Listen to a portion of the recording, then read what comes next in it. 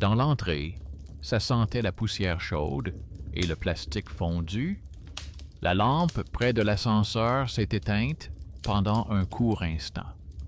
Et la caméra, au-dessus de la porte, s'est allumée comme un petit point rouge juste au moment où il n'y avait plus de lumière. Sur le tapis, sous les boîtes aux lettres, gisait une clé plate, sans inscription, comme si quelqu'un venait de la déposer là. Il a salué les auditeurs d'une voix masculine calme, leur a dit qu'il était heureux que chacun écoute l'histoire le soir et la nuit, leur a demandé d'écrire dans les commentaires d'où ils écoutaient, sans détails superflus, et leur a souhaité une écoute tranquille et attentive. Il est rentré chez lui après son travail et a posé son téléphone sur le bord de la table, écran vers le bas, comme toujours, pour éviter les flashs inutiles. Il travaillait dans un service où il devait relire les demandes des autres et corriger les numéros de demande sur les fiches, une sorte d'arithmétique invisible du quotidien. Il prenait des heures supplémentaires le week-end, car il avait peur de ne pas pouvoir payer son loyer et voulait aider sa mère à acheter ses médicaments. Il économisait sur les taxis, vivait selon les horaires des bus et faisait semblant de ne pas remarquer la fatigue. Tout était rangé sur la table selon des repères précis. La tasse exactement sur le dessous de tasse rond, le bloc-notes à angle droit par rapport au bord, les clés plus près de la lampe. Il aimait que les petites choses rythment sa journée. Le téléphone vibra sans qu'il le commande. L'écran s'alluma tout seul pendant 1 seconde et un nouveau message vocal provenant de son propre numéro apparut dans la liste des messages reçus. C'était sa voix, reconnaissable entre toutes, avec le même soupir sec avant la phrase. Le message lui suggérait brièvement et de manière prosaïque de ne pas prendre le prochain bus, mais d'attendre le suivant, car le premier allait apparemment emprunter un itinéraire raccourci. Il sourit à cette plaisanterie étrangère, mais ses jambes se mirent à marcher pour vérifier. En bas, le tableau d'affichage clignota et indiqua effectivement un trajet raccourci. Il attendit, prit le suivant et arriva sans changement. Ce petit détail coïncidait, et cela le mit mal à l'aise. C'était comme si quelqu'un dans la pièce voisine connaissait son rythme mieux que lui-même. Cela s'est répété. La voix provenant du même numéro a laissé un autre message avec le conseil de contourner la cour par l'entrée voisine afin d'éviter d'être mouillé par un tuyau défectueux. En bas, une flaque d'eau faisait effectivement du bruit sous le vent, le concierge jurait et les gens sautaient sur le bord. Il comprit que ses conseils lui faisaient gagner du temps et commença à les suivre. Cela ressemblait à une gentillesse discrète, mais avec une touche de froideur. La vie devenait un peu plus confortable, mais semblait lui échapper. Les rencontres fortuites habituelles disparaissaient. Ses collègues s'étonnaient de son nouveau trajet pour se rendre au bureau et louaient à tort et à travers sa discipline. Et une vieille connaissance l'avait croisé dans le métro sans le reconnaître, comme s'il avait été légèrement déplacé sur la ligne, où il restait le même pour ses proches, mais n'était déjà plus tout à fait le même. Il décida d'observer plutôt que de deviner. Il commença à noter des indices simples dans un carnet. Le premier détail, à chaque fois qu'un nouveau message apparaissait dans l'entrée, la lumière s'éteignait pendant 1 seconde. Puis le point rouge de la caméra s'allumait. Le deuxième, une clé plate apparaissait près des boîtes aux lettres et disparaissait le matin. Troisième détail.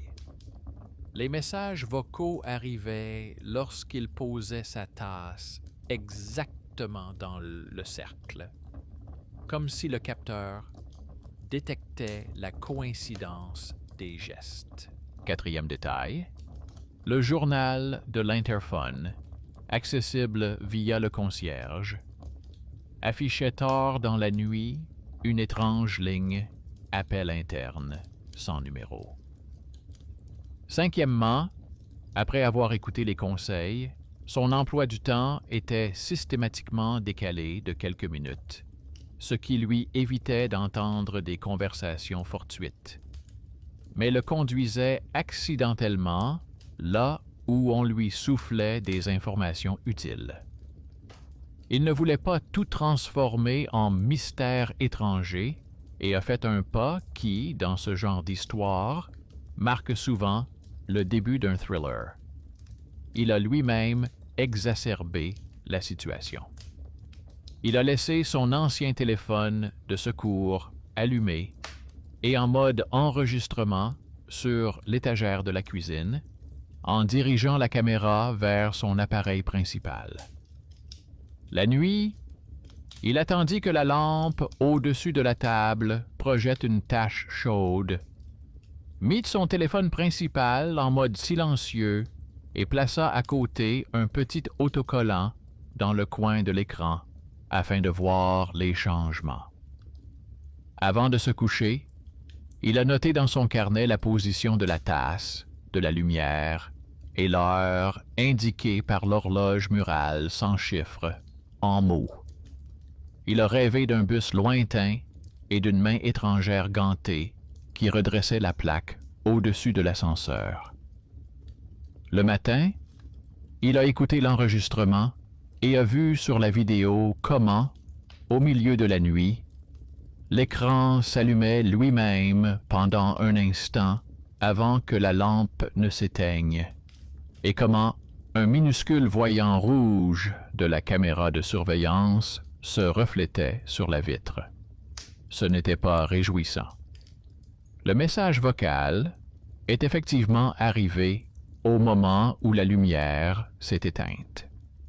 Dans le message, la voix conseillait calmement et sèchement de laisser les documents sur la table pour vérification à l'adresse et de reporter la réunion avec le client à un autre jour, car aujourd'hui, il ne faut pas se précipiter. Il a senti que les simples commodités commençaient à tracer une trajectoire étrangère sans sa participation. Il a reporté la réunion et au bureau, on semblait l'attendre, mais pas lui. Le directeur lui a parlé d'un projet dont il ne se souvenait pas. Lui a rappelé une lettre qu'il n'avait pas écrite et le regardait comme s'il était quelqu'un qui fréquentait ces lieux depuis longtemps, suivant un chemin qui lui était inconnu.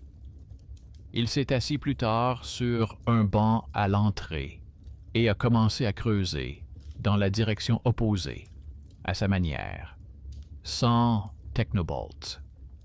Il a sorti le chèque du pavillon de photocopie où il avait photocopié des documents la veille, a regardé le tampon et a remarqué le nom de famille de l'opérateur. Ce nom lui semblait familier. Il l'avait vu sur de vieux papiers familiaux. Il se souvint que plusieurs années auparavant, son père travaillait dans un petit atelier de télécommunications, aidant le quartier avec la téléphonie, et qu'il avait encore chez lui un dossier défraîchi avec des autocollants. où ses collègues laissaient des notes pour les pilotes sur les lignes internes. Il n'avait pas touché à ce dossier depuis les funérailles. Le lien grinça dans sa mémoire, comme une vieille porte de cave. Il nota le nom et mit le chèque de côté. Le soir, un petit colis sans adresse de retour, scellé par un ruban adhésif et une étiquette contre signature, l'attendait devant son appartement.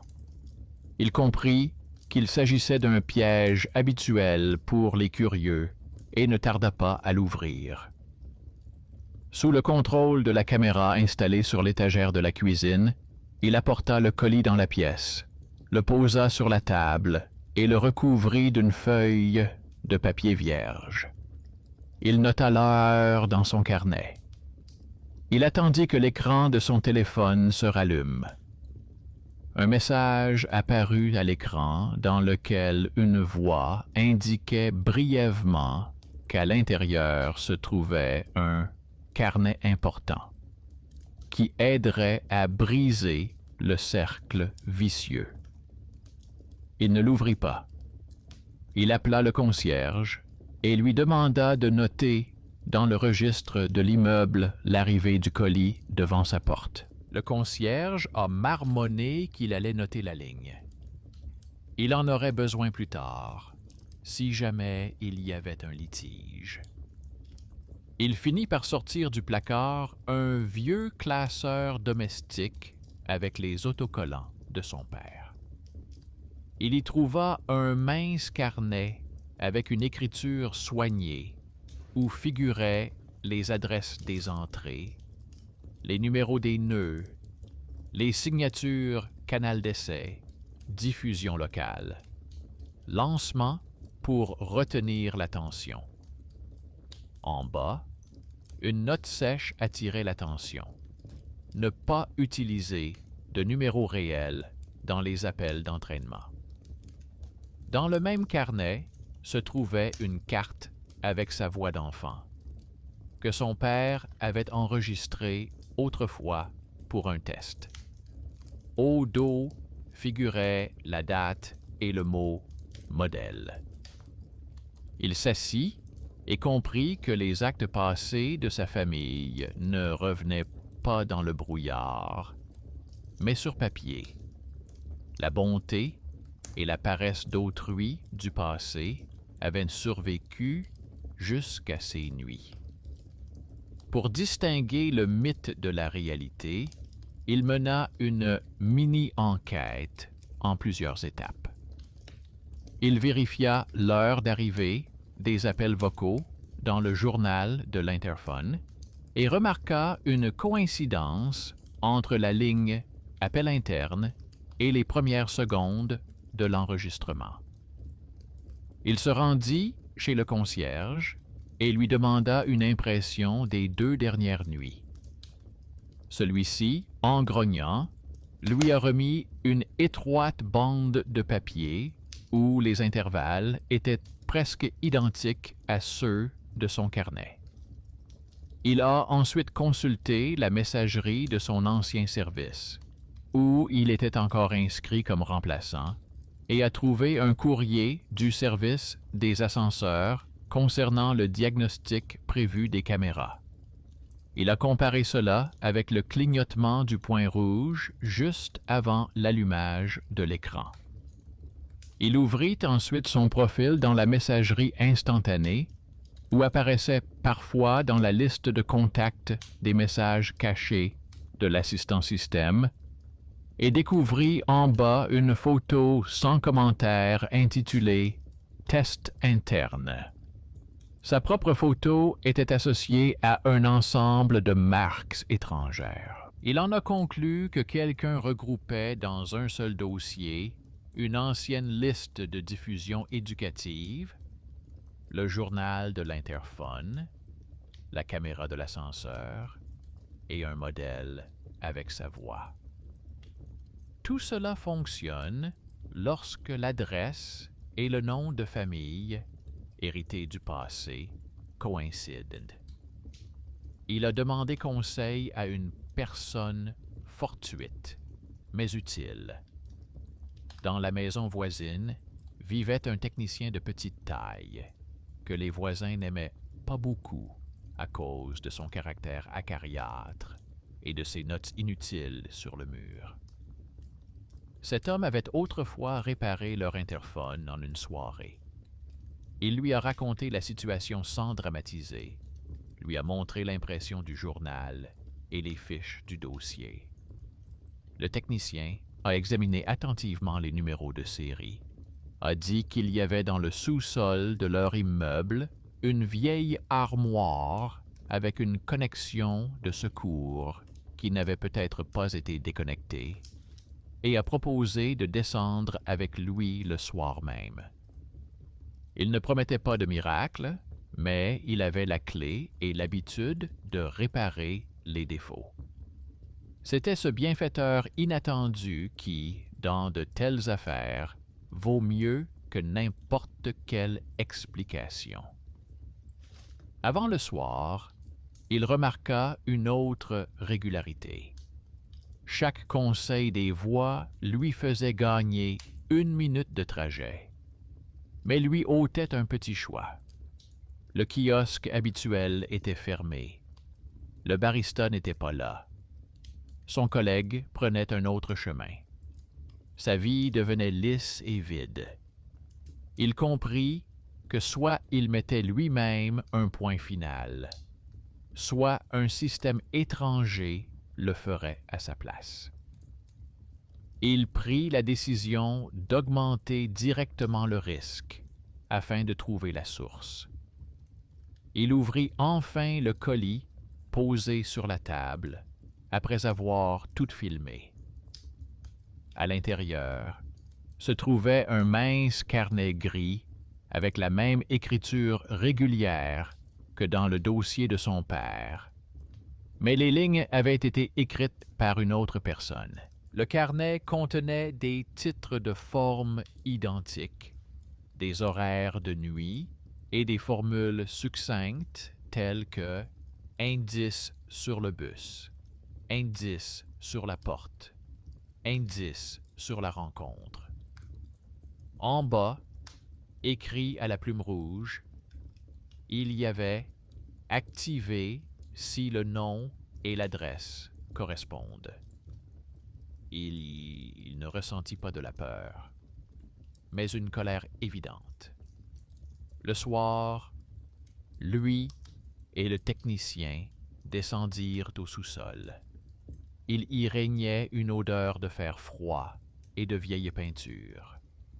Au fond du couloir, ils trouvèrent effectivement une armoire sans scellé récent. Le technicien l'ouvrit, jeta un coup d'œil à l'intérieur et poussa un cri de surprise, comme le font les gens qui n'apprécient pas les défauts des autres. Sur l'étagère du bas, un petit boîtier, avec une étiquette « Canal d'essai », bourdonnait doucement. De fines paires de fils provenant de l'interphone et du groupe ascenseur y étaient reliés. Le mot « pilote » était effacé sur le couvercle. Il vérifia les indicateurs, débrancha l'alimentation, retira les câbles et dit qu'il allait établir un procès-verbal de mise au rebut. Il ajouta qu'autrefois, on jetait ce genre de choses dans les maisons en attendant des jours meilleurs. Puis, elles se mettaient à fonctionner de manière erratique, car les programmes fonctionnaient à partir de coïncidences dans l'air. Il le dit sans méchanceté, mais avec fermeté. À l'étage, il a tout noté sur papier.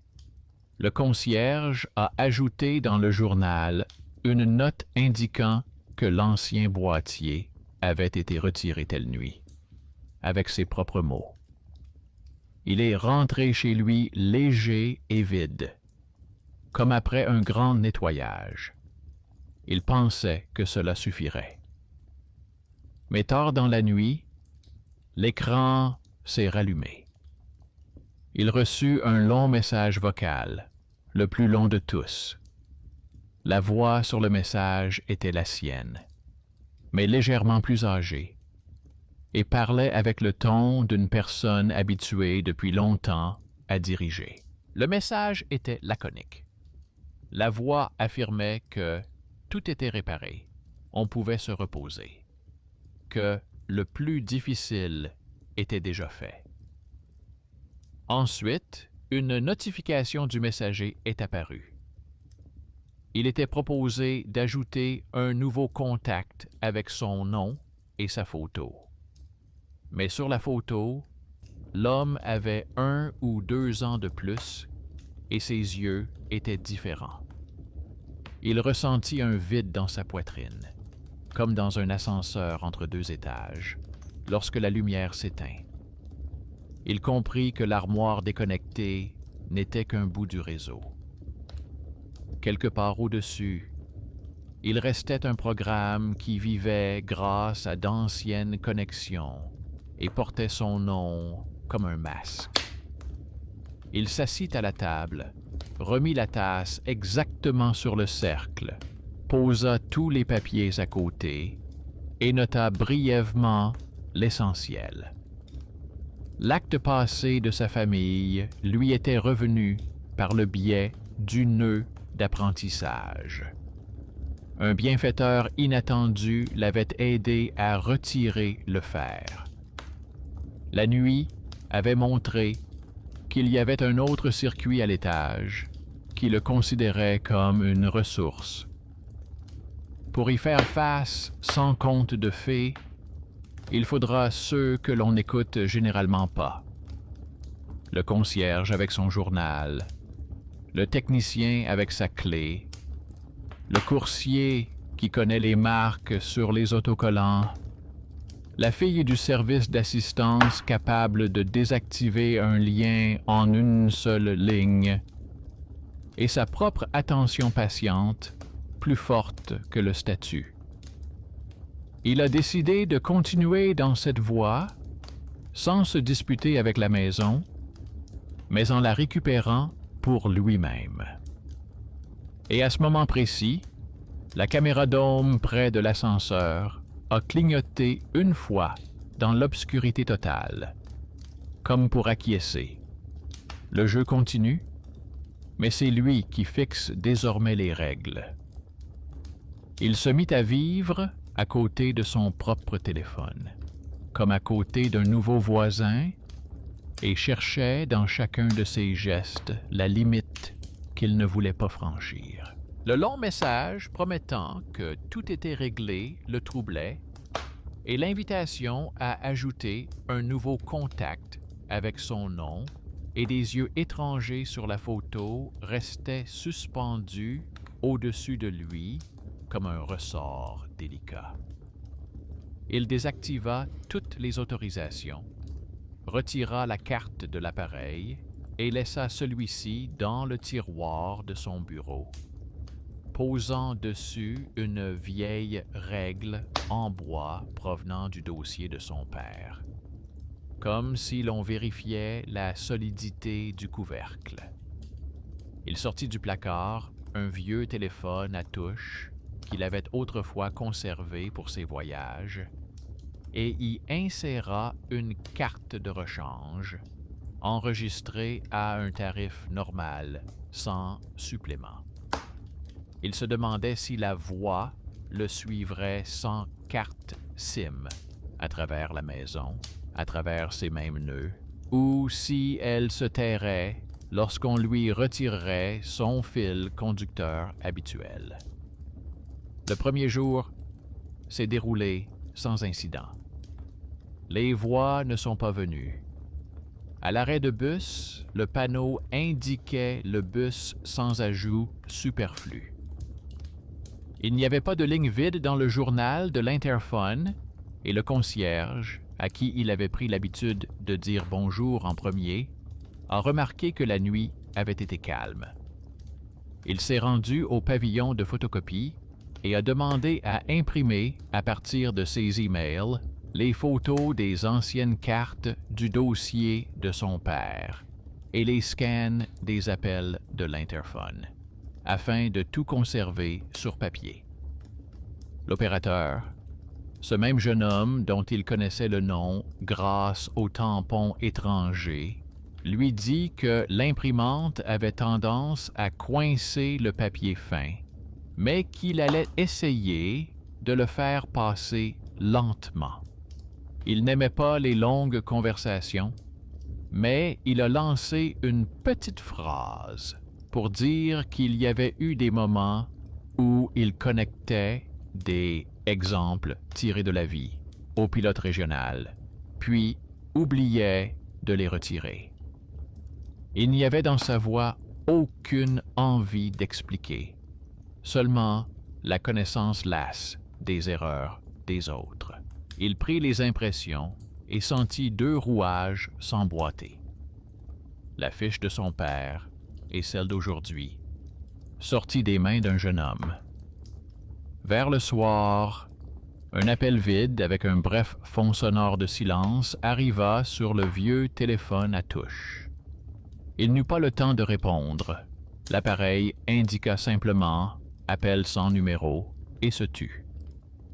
Dans l'entrée, la lampe s'éteignit d'un seul coup. Le point rouge de la caméra clignota dans l'obscurité et s'éteignit aussitôt. Sur le tapis près des boîtes, il y avait une clé plate qui n'était pas la sienne.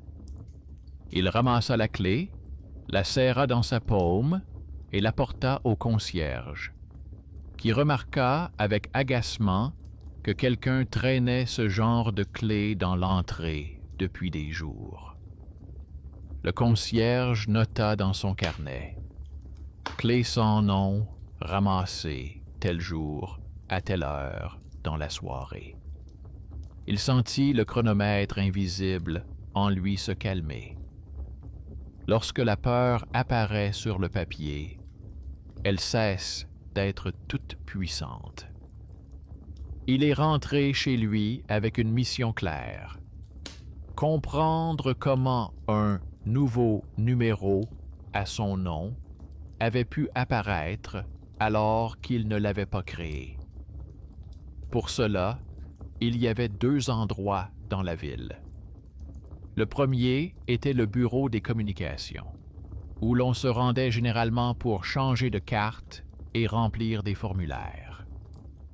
Le second était le centre de contrôle situé à la périphérie, où travaillent des personnes pour qui les registres sont plus importants que les histoires.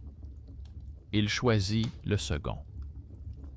Le matin, il enfila une veste simple, mit dans son sac le carnet de notes de son père, des copies de ses cartes, des impressions des lignes de l'interphone, une capture d'écran du courrier du support technique du ruban, et descendit. Le concierge, voyant le dossier, a dit que c'était bien et a ajouté brièvement qu'ils avaient de toute façon prévu de vérifier l'éclairage de l'ascenseur pendant la nuit. Il ne s'est pas réjoui de cette coïncidence, mais l'a noté à côté des tâches à accomplir. Si le système devait amplifier les ombres, qu'il le fasse à la lumière de la lampe de service. La salle de contrôle était recouverte de linoléum, remplie de vapeur de thé et équipée d'un panneau d'affichage. La femme assise à la table l'écouta avec réserve. Lui demanda de poser le dossier sur le bord et jeta un coup d'œil aux feuilles, sans curiosité excessive. Elle dit qu'elle reconnaissait les annotations sur les liasses d'archives et proposa d'appeler l'ingénieur de garde, responsable des attributions et des numéros de réserve. L'ingénieur était petit, maigre, avec des yeux que beaucoup trouvent perçants alors qu'ils sont simplement un peu vides. Il a demandé la permission de consulter le système d'enregistrement à l'adresse et au nom indiqué, a ajouté qu'il ne toucherait à rien sans autorisation et a commencé à lire les chants comme on lit un vieux manuel, lentement et ligne par ligne. Il a dit qu'à leur époque, il y avait un contour pour pilote à côté de l'adresse et que l'une des marques correspondait au nom de la carte paternelle. Il a ajouté que le nouveau numéro avec un nom similaire n'était pas apparu comme un compte à part entière, mais comme un raccourci interne de test qui déclenche des notifications automatiques en cas de correspondance des caractéristiques. Il a souligné qu'il ne s'agissait pas d'un jeu de sosie, mais de la paresse de ceux qui n'avaient pas laissé de balai derrière eux.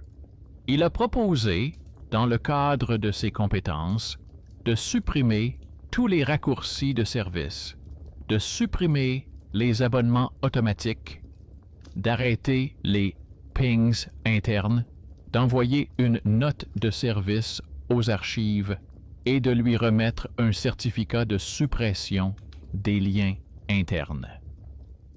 Il a expliqué que, selon les règles, ils étaient tenus d'appeler les numéros indiqués sur la fiche pour s'assurer que la personne vivante était d'accord. Il a regardé son vieux téléphone à touche et a esquissé un léger sourire.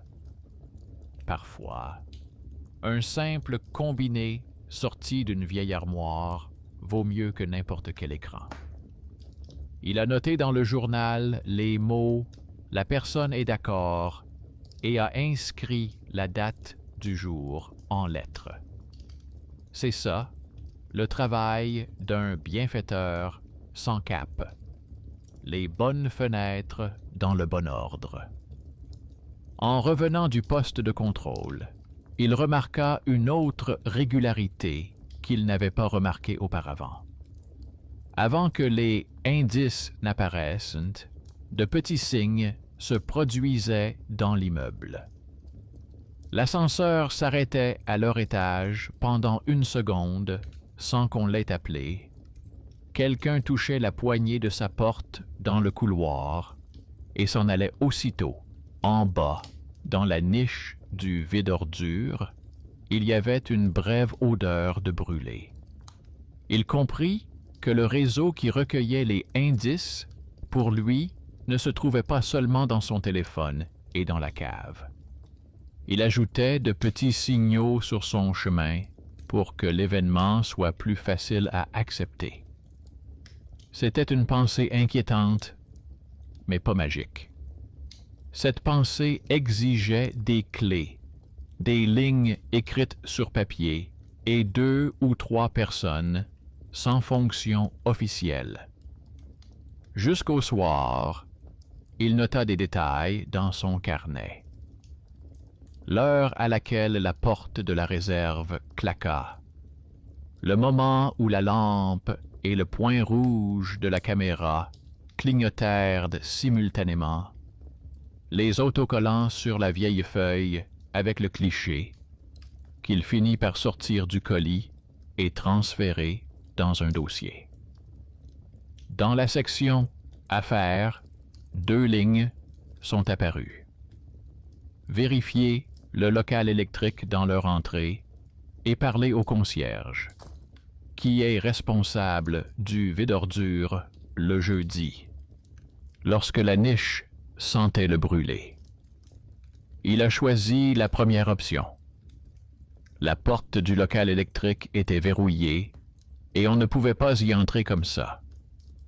Mais il connaissait quelqu'un qui n'était pas apprécié pour ses notes sur les murs, mais sans qui l'immeuble aurait été inondé depuis longtemps. Le technicien avec lequel ils avaient démonté l'ancien bloc d'essai l'a accueilli à la porte et lui a dit que le local électrique était en ordre, mais qu'il y avait à côté la boîte par laquelle passaient les vapeurs fines provenant de l'ascenseur et de l'interphone.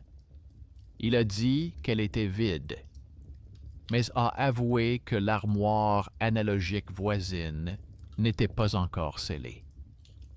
Il a proposé d'y aller ensemble pour vérifier, car trop de coïncidences s'étaient produites en une semaine, ce qui était mauvais pour ses nerfs et pour le câblage. Dans l'armoire de la travée voisine, il a découvert un petit appareil qui ressemblait à une simple boîte de jonction, mais avec une lumière supplémentaire. Il a sorti un petit miroir de sa poche et l'a éclairé pour ne pas le toucher avant l'heure. Sur la paroi latérale, on pouvait voir un autocollant déchiré avec la même police que celle des cartes de son père et une date ancienne. Il a dit que ce genre de choses était généralement utilisé comme répartiteur pour la pâte et que normalement, ce truc aurait dû finir à la ferraille. Il a sorti les bornes, photographié le numéro de série, vérifié le calendrier des contrôles nocturnes et annoncé que d'ici la fin de la semaine, toutes les miettes non comptabilisées seraient rassemblées dans une seule boîte. Il a ajouté qu'il n'avait pas le pouvoir de signer des ordres, mais qu'il savait les obtenir par la voie administrative et par l'intermédiaire de quelques personnes qui émettent l'ordre. C'était ce petit avec un grand savoir-faire. Il avait moins de règles que de désirs, mais suffisamment pour récupérer sa maison. De retour chez lui, il s'assit à sa table et pensa qu'il était temps de faire un pas qui dénouerait le nœud au sommet. Il sortit son téléphone principal du tiroir, réinséra la carte, l'alluma et l'invitation à ajouter un nouveau numéro réapparut. Il aurait pu geler ce rectangle pour toujours, mais il choisit autre chose. Il ajouta le contact spécialement pour comprendre d'où viendrait le mouvement. Lors de l'ajout, le contact ne demanda rien. Il prit simplement sa place dans la liste. Une petite avatar avec son visage coiffé sur le côté s'est automatiquement affiché et il a compris avec inquiétude qu'il n'avait pas pris cette photo. La photo ressemblait à celle de son badge d'accès à leur bureau, prise au début, lorsqu'il avait été appelé une semaine plus tôt, en raison d'un remaniement. Ce fichier se trouvait dans une section fermée de la messagerie interne. Cela signifiait donc que quelqu'un ayant accès à l'intranet avait pu superposer un morceau étranger à son ombre. Mais ce quelqu'un semblait si impersonnel pour une bonne raison. Le système ne se propage pas par la faute de méchants, mais par les petites habitudes des gens. Envoyer un fichier au mauvais endroit, laisser le cache ouvert, ne pas fermer le canal de test. Une minute plus tard, le contact a envoyé un court message d'un seul mot. Pas un ordre, mais une constatation de présence. Le téléphone ne l'a pas signalé. Il n'a pas répondu. Au lieu de cela, il s'est levé et s'est dirigé vers le concierge, qui était généralement assis en bas, près de la poubelle, sur un seau renversé, en train de découper du carton. Cet homme aimait l'ordre et n'aimait pas les conversations, et les voisins le trouvaient grossier. Il lui a dit que le soir, à la même heure, une odeur de brûlé se dégageait de la niche et lui a demandé si quelqu'un brûlait des toiles cirées. Le concierge avait ricané, mais avait donné une explication sensée. Il s'agissait d'un ancien conduit d'aération qui s'ouvrait pendant la nuit, et si quelqu'un y avait déjà glissé un bâtonnet lumineux, l'air avait pris une odeur de brûlé. Il a ajouté qu'il avait trouvé l'hiver dernier un mince faisceau de fils dans ce passage et qu'il avait bouché la fente, mais que les mains de certains locataires ayant l'esprit pratique avaient quand même réussi à l'atteindre. Il a fait un geste de la main en direction de l'entrée voisine et a dit qu'ils aimaient bien brancher des trucs là-bas. Ces mots étaient une remarque précieuse et sans émotion. Ça ne sentait pas l'enfer, ça sentait le fer. Il est monté chez lui et a commencé à assembler le puzzle. Les pièces se sont mises en place. Le dossier de son père avec ses fiches, le nœud d'essai dans la cave, le répartiteur dans l'armoire voisine, l'odeur de purge, les pings internes, le contact avec l'avatar étranger du fichier de service. Chaque ligne était humaine et non fantomatique. Il comprenait qu'il fallait parler au réseau dans son langage, par des actes, des ordres, des déclarations. Il écrivit une courte lettre au service de sécurité de leur bureau pour demander de vérifier si le fichier contenant la photo du laissez-passer ne se trouvait pas dans les sections ouvertes. Il reformula sa demande de manière neutre, sans offense, en précisant l'heure à laquelle la photo étrangère était apparue sur son téléphone. Il ne demandait pas de sanction, mais la fermeture des failles. À la tombée de la nuit, l'écran ne cherchait plus à attirer l'attention. La maison respirait patiemment. À l'heure où la lampe de l'ascenseur clignotait habituellement, elle clignota à nouveau, mais le point rouge ne s'alluma pas. Il ressentit une nouvelle peur, non pas celle des chuchotements provenant du verre, mais celle que tout cela lui enlève ses proches.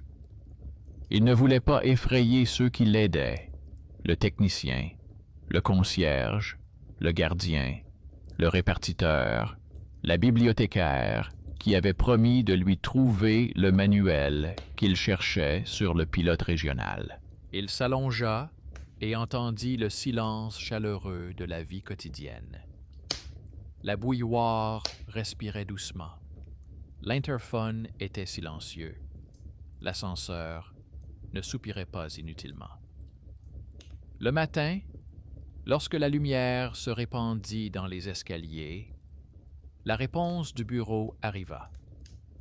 Le fichier de service était effectivement accessible via la corbeille temporaire du service interne, où il avait été jeté lors du transfert des archives, et un stagiaire volontaire d'un service voisin, afin d'accélérer le processus, avait contourné le règlement et ajouté un raccourci qui affichait automatiquement l'image lorsque le nom correspondait. Il ne l'avait pas fait par malveillance, il avait simplement amélioré la commodité au détriment des autres. La lettre annonçait que l'accès avait été supprimé, la corbeille fermée et le raccourci désactivé. On lui demandait également si ces appareils devaient faire l'objet d'une vérification supplémentaire. Il a esquissé un sourire fatigué, non pas parce qu'il était devenu un héros, mais parce que dans les grands placards remplis d'engrenages, il avait enfin trouvé le petit qui n'avait pas eu peur d'avouer et de désactiver. Dans l'après-midi, en se promenant dans la maison, il remarqua que son regard sur les choses habituelles avait changé. Le tapis près des caisses ne lui semblait plus être un brouillard humide, mais simplement un tapis. La caméra dôme avait cessé de mener une vie séparée. La niche à poubelle sentait l'air la nuit, et non plus la suie. Il s'approcha de l'ascenseur et toucha de la main le mur peint chaud, où l'ancien numéro de la section était visible sur le mastic. Le soir même, le contact avec l'avatar étranger envoya un autre court message, cette fois-ci non pas incitatif, mais comme étranger. Il indiquait simplement que le chemin était dégagé. Il ne répéta pas qu'il n'avait rien demandé. Il désactiva les notifications et ajouta une note dans son carnet. Quand le réseau capitule, il fait comme si c'était prévu ainsi. Il voulait mettre un point final et continuer à suivre les gens, plutôt que le verre. Mais avant cela, il décida de retourner une fois de plus au tableau électrique pour faire sceller en sa présence l'armoire voisine, où ils avaient trouvé le répartiteur. Un nouveau sceau en papier fut apposé sur la porte. Le technicien traça une ligne au crayon. Le concierge inscrivit la date en lettres. Le concierge se tenait à côté, s'appuyant lourdement sur son balai et hochait la tête sans sourire. C'était une soirée rare où, dans un coin de l'entrée, se sont rencontrées des personnes qui ne figurent généralement pas au générique, et où chaque petit rôle qu'elles jouaient contribuait à maintenir le plafond plus droit que n'importe quel acte. Quand il est monté chez lui, le téléphone s'est réveillé à nouveau pendant 1 seconde, comme pour vérifier si tout était encore possible. Il l'a pris dans sa main et a senti disparaître la nostalgie collante de celui qui était suivi. Aucun nouvel indice. Aucune proposition de la part du Seigneur. Le fil d'actualité affichait des informations sur la réparation d'une route et une exposition de photos de rue. Tout en bas, une annonce indiquait discrètement que la bibliothèque municipale recherchait des bénévoles pour trier de vieux classeurs le soir. Il savait déjà qu'il y allait, non pas pour fuir l'horreur, mais pour la transformer définitivement en objet. Du papier, du carton, une écriture fragile et grasse, et des marges blanches immaculées où l'on pouvait voir sa propre calligraphie régulière. Il nota une autre chose dans son carnet. La peur s'est atténuée lorsque chaque pas est devenu un document. Allongé dans l'obscurité, il entendit l'ascenseur passer doucement son étage et comprit que la 3e partie de son combat se déroulerait sans scène spectaculaire. Elle comporterait davantage de déclarations téléphoniques, de procès-verbaux, de pas mesurés entre la bibliothèque, la salle de contrôle et la maison. Il voyait déjà à l'avance comment, à la fin de ce chemin, l'homme qui avait été ridiculisé la veille pour sa trop grande minutie allait devenir le vainqueur inattendu, et comment son propre amour faible pour les détails allait s'avérer être ce talent caché qui est plus fort que la position et les voix fortes. La maison avait accepté une pause. Mais une pause n'est pas une fin. Le carnet de notes de son père était toujours posé sur la table. La première page était ouverte à l'endroit où la phrase « Ne pas utiliser de numéro réel dans les appels d'entraînement » était soigneusement soulignée. Il traça une ligne sous cette phrase et se dit qu'il devait vivre selon ce principe.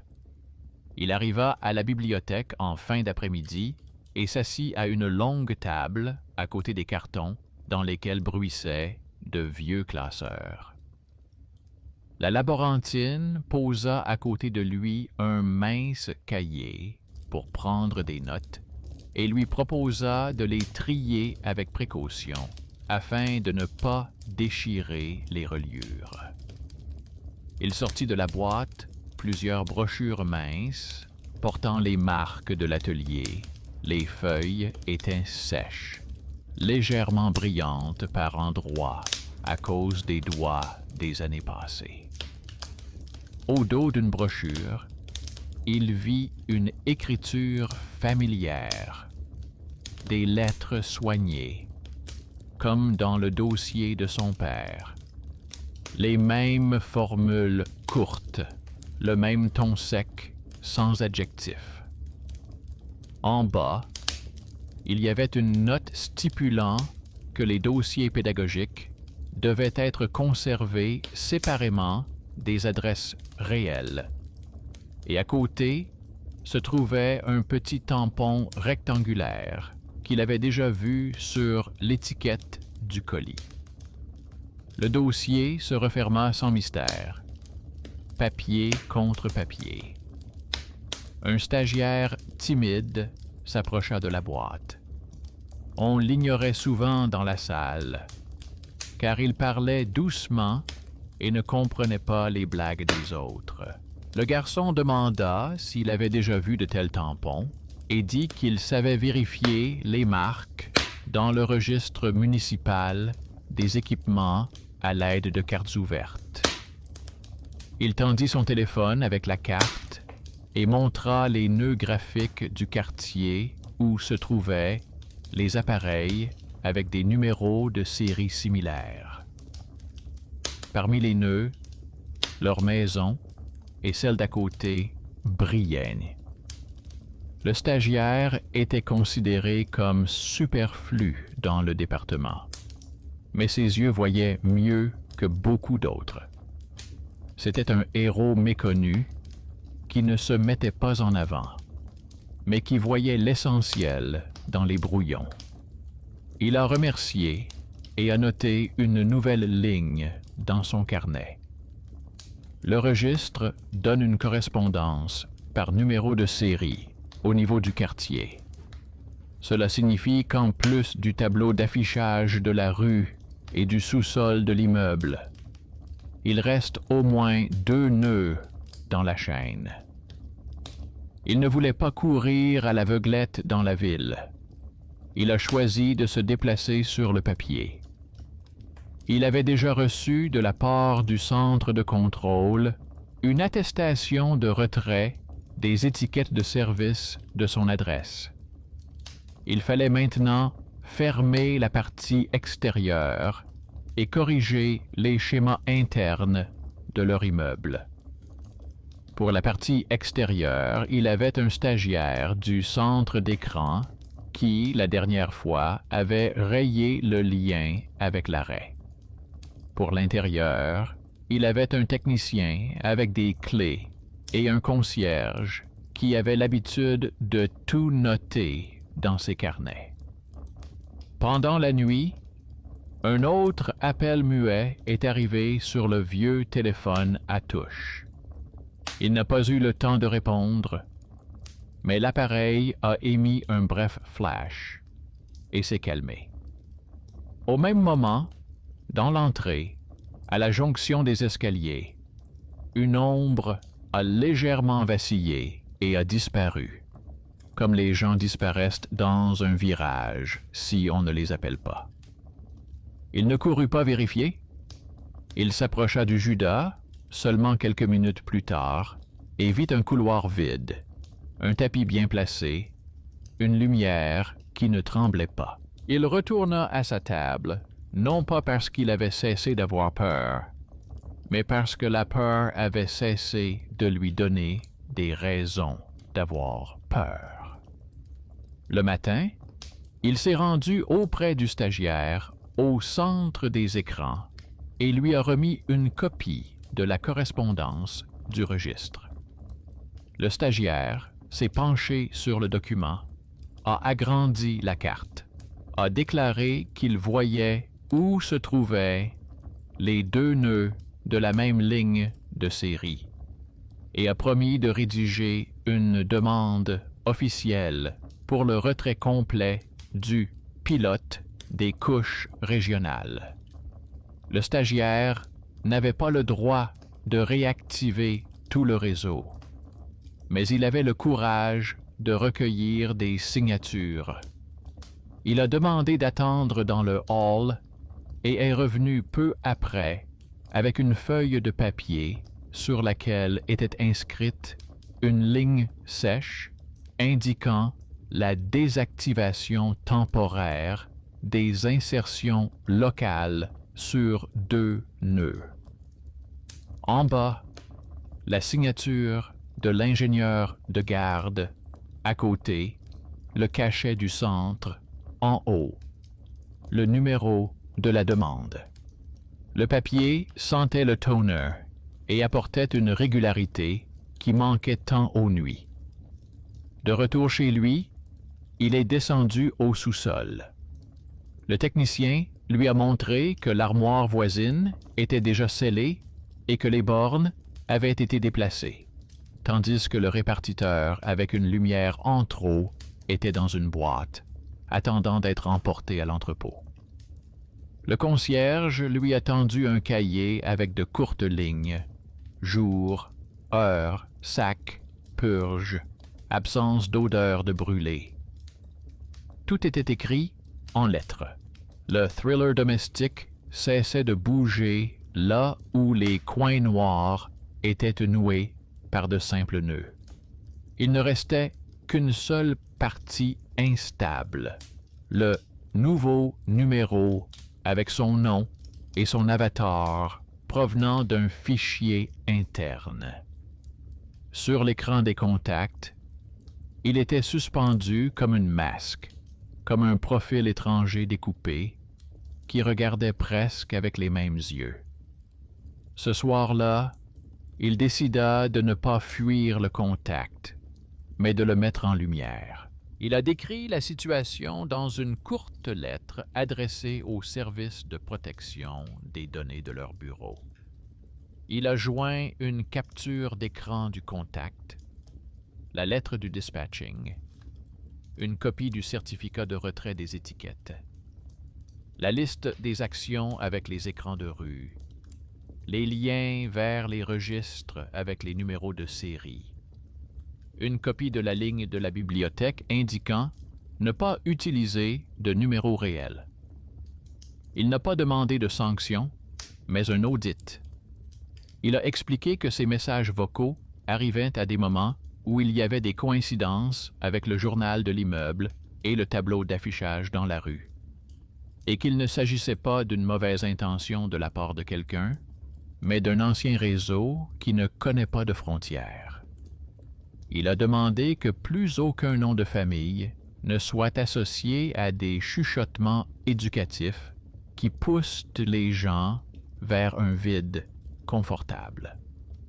La réponse est arrivée plus vite qu'il ne l'attendait. Une formulation laconique indiquant que la demande était traitée en priorité et une invitation à un bref entretien avec un spécialiste interne qui pouvait mettre un terme à tout cela en une seule ligne. Le lendemain, il était assis dans un petit bureau, face à une femme d'une 40aine d'années, au regard fatigué et attentif. Elle l'écouta, lui demanda de lui montrer le dossier contenant les documents, feuilleta les lettres et la carte d'identité, regarda l'écran de contact et parcourut les champs d'un regard perçant. Elle dit qu'elle voyait la chaîne et comprenait comment elle s'était formée, puis proposa une procédure simple. Retirer toutes les références à son nom dans les contrats internes. Remplacer l'avatar par un modèle temporaire vide. Envoyer au service concerné un avis sur l'interdiction d'utiliser des personnes réelles dans les communications éducatives et mettre en place pendant une semaine un régime de modération manuelle de tous les messages provenant de son numéro. et de leurs échos. Elle avait un accès dont le stagiaire ne disposait pas, et un dossier qui pesait plus lourd sur le papier que les plaintes. C'était un autre bienfaiteur inattendu, sans grand discours, mais avec un stylo à portée de main. Le soir même, le contact avec l'avatar étranger est devenu un cercle gris vide. Une courte ligne est apparue dans les notifications, indiquant que les liens internes au nom avaient été supprimés. Sur le panneau inférieur du téléphone, un message système indiquait discrètement que son numéro était protégé contre les modèles automatiques pour la semaine à venir. Il a expiré, comme les gens expirent lorsqu'ils enlèvent un sac à dos rempli de papier de leurs épaules. Et pourtant, il comprenait que le réseau aime l'inertie. Il prit donc une décision qui augmentait déjà les enjeux selon sa volonté. Il remit son téléphone principal dans le tiroir et repassa à son ancien appareil pour vérifier si les nouvelles versions n'allaient pas commencer à chercher un raccourci via les capteurs domestiques sans passer par l'écran. Pendant la nuit, à la même fenêtre, alors qu'auparavant la lampe près de l'ascenseur s'éteignait, elle ne s'éteignit pas. La caméra dôme ne cligna pas des yeux dans l'obscurité. Il n'y avait pas d'odeur de plastique fondue dans la niche à poubelle. Le journal de l'interphone resta vide pendant la période prévue. Il comprit que le plus dur était derrière lui. Mais en bas, près des boîtes, se trouvait une clé plate, qui était réapparue au moment opportun. Il la ramassa et, au lieu de se diriger comme d'habitude vers le concierge, l'apporta à la bibliothèque. La laborantine lui proposa de consulter le catalogue pour trouver les fiches qui lui étaient désormais familières. Sur un papier fin, il vit une petite note collée dans un coin. L'un des anciens employés avait écrit, il y a de nombreuses années, que plusieurs duplicatas plats avaient été imprimés pour le pilote afin de pouvoir ouvrir rapidement les panneaux en cas de besoin. La feuille était marquée comme « déchet d'archives », mais c'est elle qui expliquait la dernière incohérence.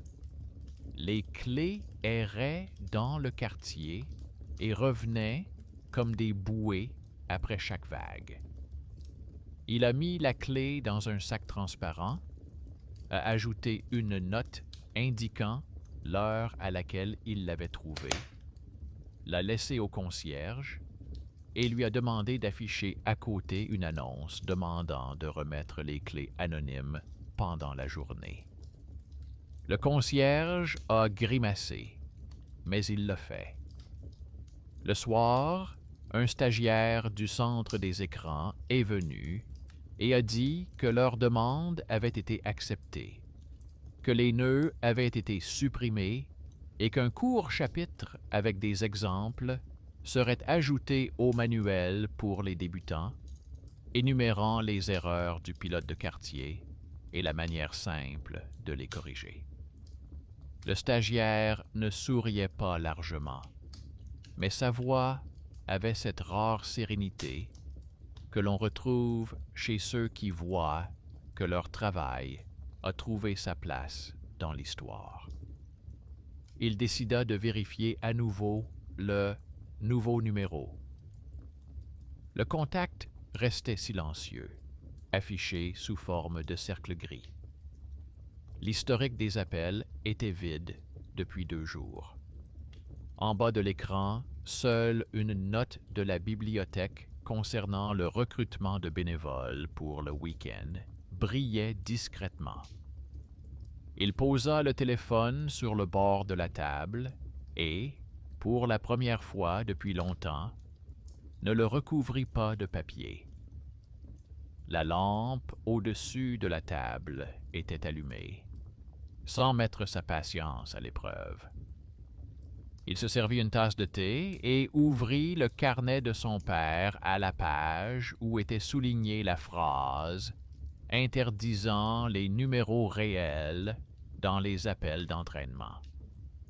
Ce point n'était pas pour lui une question de morale, mais une règle de conduite.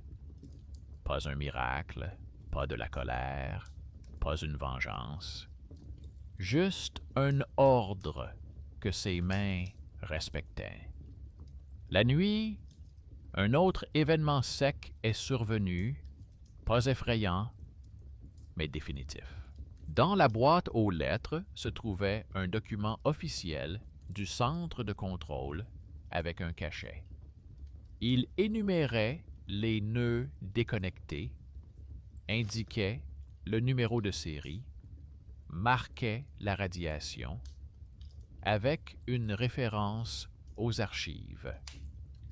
À la fin, une brève note indiquait qu'en cas de récidive, il fallait immédiatement écrire au service indiqué et le nom du responsable, écrit en lettres, sans mentionner son poste, comme le font les personnes qui signent les documents. Il passa son doigt sur le cachet et comprit qu'à l'intérieur, la fatigue s'était enfin installée, sans inquiétude, comme une lourde couverture après un long hiver. Le matin, il se rendit à l'arrêt de bus. Le tableau d'affichage indiquait les intervalles habituels. Les gens regardaient les écrans de leur téléphone comme s'il s'agissait d'une météo habituelle. Personne ne regardait sa fenêtre ni ne s'attardait sur lui. Il monta dans le premier bus qui arriva et suivit son itinéraire sans se poser de questions. Dans sa poche, son vieux téléphone à touche somnolait. Dans son sac se trouvait un dossier avec des copies. Dans sa tête, de courtes listes qui n'avaient plus besoin d'être surlignées en rouge. Il pensait que la fin de cette histoire ne porterait pas sur la disparition des voix, mais sur la manière dont on leur enlève le droit de décider à votre place, et que ce sont des gens qui ne sont pas applaudis, mais qui chaque jour écrivent une ligne au bon endroit, qui font cela. Le soir, il retourna à la bibliothèque. La laborantine rangea son dossier sur l'étagère dans la section consacrée aux pilotes. Le stagiaire nota dans le catalogue électronique les connexions entre les nœuds afin que personne ne confonde à nouveau l'espace éducatif et l'espace résidentiel. Le technicien a remis une copie du procès-verbal et a dit que la machine avait emporté le ferraille à l'entrepôt. Le concierge a montré le cahier où, à côté des dates, figurait une ligne tranquille indiquant l'absence d'odeur. Le concierge a levé les yeux et a hoché la tête, comme si les questions superflues lui avaient enlevé un poids. Il a noté 3 mots dans son carnet. « Je vis selon le papier ». Et il comprit soudain qu'il n'attendait plus aucun appel de l'ombre. Si quelqu'un appelait, ce serait une personne qui présenterait des excuses et une formulation accompagnée d'un cachet. Et ce serait juste. Il se réveilla sans inquiétude, et pour la première fois depuis longtemps, il ne vérifia pas son écran. Il prépara du thé, remit la tasse exactement à sa place, et nota dans son carnet un mot court sur la journée d'aujourd'hui. Puis il rangea le carnet dans le compartiment inférieur, où il plaça également un sachet transparent contenant une clé plate et une feuille avec le cachet du bureau de dispatching. Les objets avaient cessé d'être des indicateurs de peur et étaient devenus des parenthèses qui retenaient l'histoire. Il sortit dans la cour et remarqua que la lumière du matin se posait sur les fenêtres de l'entrée sans clignoter inutilement. La maison respirait régulièrement. Sur le banc près de la poubelle, le concierge feuilletait un mince carnet et notait des lettres en face de la ligne « Purge ». Il n'y avait aucune odeur superflue. Il fit un signe de tête au concierge et reçut en réponse une approbation sèche, plus précieuse que les paroles. Dans le bureau, une feuille système l'attendait sur la table, avec une note indiquant la limitation des modèles automatiques pour la semaine. La feuille ne parlait pas de miracle, mais de rythme. En bas figurait le nom d'un spécialiste interne, celui-là même qui avait discrètement aidé à supprimer son nom des contours de formation. Il mit une copie de la feuille dans le dossier du bloc-notes de son père. À l'heure du déjeuner, il passa dans la pièce où se trouvait le stagiaire du centre d'écran et lui laissa un petit paquet de biscuits et une feuille imprimée pliée en deux avec des remerciements sans pathos. Le stagiaire fut gêné et dit qu'une nouvelle section était déjà apparue dans le manuel avec un exemple presque mot pour mot comme dans leur correspondance. Il comprit que leur cas ferait partie de ces histoires discrètes qui aident les autres avant que la panique ne commence. Cependant, le réseau n'abandonne pas tout de suite. Tard dans la soirée, un appel vide retentit sur le vieux téléphone comme une ombre légère sur le mur. L'appareil sonna une fois, puis se tut. Au même moment, en bas, près des boîtes aux lettres, quelqu'un avait retourné 2 cartes publicitaires qui gisaient face contre terre comme de petits signes d'habitude. Il attendit que l'ascenseur s'arrête à l'étage supérieur, puis sortit sur le palier. Il ne s'était rien passé. Cela signifiait que les restes d'inertie cherchaient leur chemin habituel. Il retourna à son bureau et fit exprès le geste qui déclenchait souvent l'ancienne chaîne. Il posa sa tasse dans le cercle et mit le téléphone sur le bord de la table, mais sans le brancher. L'écran ne s'alluma pas. La caméra dôme ne cligna pas. Ce n'était pas un test du destin, mais un test des règlements. Les règlements avaient tenu bon. Il décida de fermer une autre couche invisible, le niveau d'information qui circule plus facilement entre les gens qu'entre les fils. Il alla voir son voisin de l'autre côté du mur, un homme que personne n'aimait dans l'immeuble à cause de sa voix forte et de son désir constant d'en savoir plus que les autres. Ce voisin offensait le concierge avec ses paroles, exigeait l'impossible du portier et laissait des annonces soulignées sur les portes. Il frappa et, entendant un bruit en réponse, dit sèchement qu'il y avait dans leur entrée un groupe d'entraînement qui, le soir venu, provoquait d'étranges coïncidences chez certains. Le voisin sourit d'abord, puis se décomposa. Il raconta qu'il s'était autrefois spécialisé dans l'installation de caméras et qu'à la demande d'une connaissance, il avait connecté un dispositif pratique temporaire lorsque la lumière de l'ascenseur tombait. Il dit qu'à l'époque, il pensait rendre service à tout le monde, car les gens étaient moins souvent en retard pour prendre le bus. Maintenant, il se grattait la nuque et disait qu'il pourrait donner une vieille télécommande au concierge, si cela pouvait servir. C'était le cas où une personne considérée comme vide et bruyante s'est avérée utile là où il fallait reconnaître une erreur. Ce n'était pas un triomphe, mais une suite logique. Un voisin sous-estimé avait fait un pas vers l'ordre. Le lendemain matin, il apporta à la bibliothèque une autre petite pile, des copies de la correspondance avec le centre de contrôle et le centre d'écran, le carnet à couverture souple de son père, et une feuille blanche sur laquelle il avait écrit le mot qui l'avait occupé tous ces jours-là.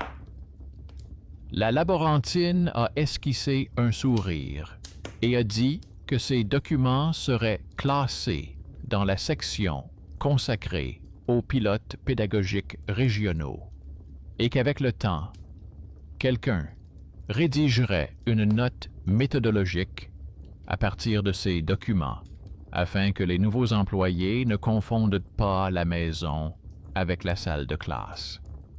Elle ajouta que l'album avec l'écriture de son père serait rangé sur une étagère à côté des dossiers de ses années, où le district apprenait l'économie numérique à la volée. Sa voix trahissait son souci des choses simples, sans lesquelles n'importe quelle maison se transforme en vacarme. Dans la soirée, le service de sécurité du bureau a envoyé une réponse détaillée. Elle indiquait calmement que leur circuit interne à son nom était fermé, que les avatars de remplacement avaient été remplacés par des symboles vides, que l'accès aux corbeilles temporaires avait été revu et que les stagiaires n'étaient désormais plus autorisés à ajouter des raccourcis professionnels à leurs adresses personnelles sans autorisation, même si cela semblait pratique. Ils ont joint un plan de prévention et lui ont proposé, par mesure de précaution, de venir avec son appareil pour un examen rapide. Il y est allé. Le spécialiste a branché le câble, vérifié les journaux, montré à l'écran quelle connexion était bloquée et lui a rendu son téléphone avec un petit mot indiquant que tout était en ordre. Il a pris le bout de papier entre deux doigts et a senti un courant apaisant parcourir sa colonne vertébrale. Pas de joie, pas de fierté, mais une simple certitude que les choses étaient en ordre. Il ne restait plus qu'un rendez-vous qu'il avait reporté.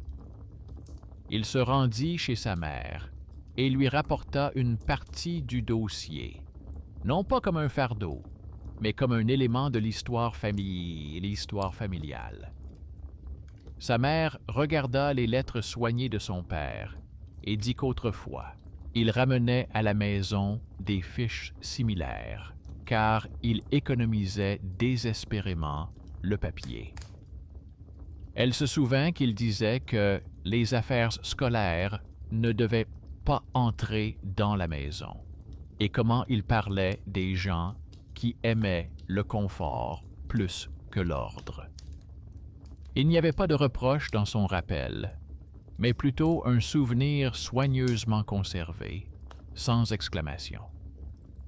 Il comprit que le lien caché qui le reliait à son nom de famille et à son carnet n'était pas une malédiction, mais simplement un geste inachevé qu'il avait mené à bien.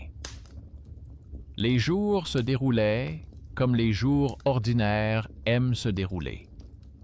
Il se levait, posait sa tasse dans le cercle, sortait à l'heure, ne prenait pas les bus parfaits et n'attendait pas qu'on le pousse le soir, alors que selon l'ancien horaire, tout était généralement décalé, rien ne bougeait. La caméra de surveillance était silencieuse. Le tableau d'affichage indiquait seulement l'heure du prochain départ. En bas, contre le mur, une affiche en gros caractères annonçait l'interdiction des colis nocturnes contre signature. Le concierge nota à côté de la date qu'il n'y avait pas d'odeur de brûlé. Le concierge a coché d'une main humaine la ligne indiquant les nuits vides. Le technicien a apporté un autre acte de radiation à signer, indiquant que le dernier répartiteur fin avait été retiré de l'entrepôt.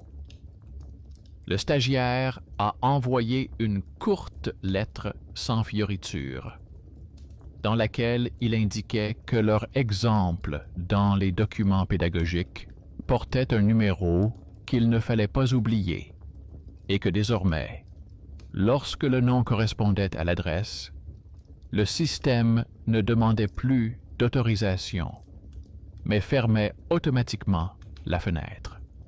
Le petit travail de quelqu'un est devenu un frein important à l'inertie d'autrui. Et pourtant, c'est lui qui devait faire le nœud final.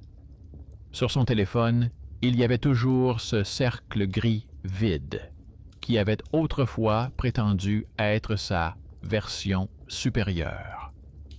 Il ne l'avait pas touché pendant longtemps, comme on ne touche pas un bout de ruban adhésif collé au bout d'une table, qui ne gêne plus, mais qui attire le regard. Un soir, alors que tout était calme derrière la fenêtre et que la bouilloire sifflait doucement, il ouvrit la liste de contacts et approcha son pouce du bouton « Supprimer ». Il ne voulait pas faire ce geste par colère, mais par lucidité. Il imagina tout ce que ce geste représentait sur la table. Les noms sur les imprimés, les signatures sur les actes, les étagères vides, les nuits vides, la clé dans le sac, la carte avec les lettres de son père, l'annonce dans l'entrée, la carte avec les nœuds, la feuille du service de sécurité, la voix du stagiaire, le souffle calme du concierge, la note de la laborantine, le petit mot du voisin qui avait reconnu le superflu. La suppression n'était plus une victoire. Elle était devenue un point final. Il appuya. Le téléphone ne réagit pas. Il le ramena simplement à la liste. Pas de flash, pas de dernier message. La maison derrière le mur s'anima de son vivant. Quelqu'un posa une casserole sur la cuisinière. Quelqu'un avait sorti le journal de la boîte aux lettres. Quelqu'un marchait sur la pointe des pieds dans le couloir pour ne pas réveiller l'enfant. Pour la première fois depuis longtemps, il ne ressentait pas le vide, mais la densité. Il n'y avait pas de silence magique, mais le bruit d'une maison qui n'essayait pas de le contrôler.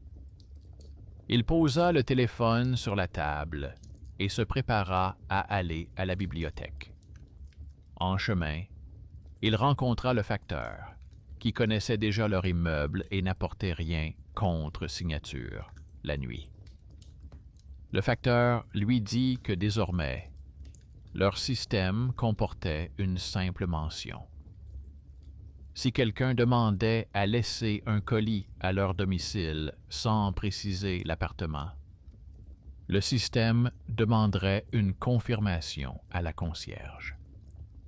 Le coursier prononça ces mots sans solennité, comme on parle du poids d'une porte. Il hocha la tête et continua son chemin, sentant que cette petite ligne dans un programme étranger protégeait son immeuble aussi bien qu'un verrou en fer. À la bibliothèque, il a fini la boîte de brochures. La laborantine a soigneusement rangé ses documents dans un dossier intitulé « Pilote régional » et l'a recouverte d'une feuille de papier. Le stagiaire notait les liens dans le catalogue afin que personne ne confonde à nouveau l'enseignement et l'habitat. Sur la table du fond, quelqu'un prenait des mesures pour l'exposition sur le travail invisible des gens. Il s'approcha, regarda la maquette et vit parmi les photos celle d'une étagère où se trouvait son dossier et le carnet de notes de son père. En bas, en petits caractères, il était écrit qu'il n'y avait pas de grands noms ni de décisions solennelles dans cette affaire, mais seulement les actions cohérentes de personnes qui savent fermer les fenêtres inutiles. Il rentra chez lui à l'heure où la lampe, près de l'ascenseur, clignotait autrefois. La lampe brillait régulièrement, comme si elle n'avait jamais connu d'autres habitudes. La caméra en forme de dôme ne clignota pas. Il n'y avait rien sur le tapis, près des boîtes. Dans la niche à poubelle, l'air respirait tranquillement. Il inséra la clé dans la serrure et la tourna sans hésiter. Dans le couloir, l'interrupteur cliqua comme d'habitude.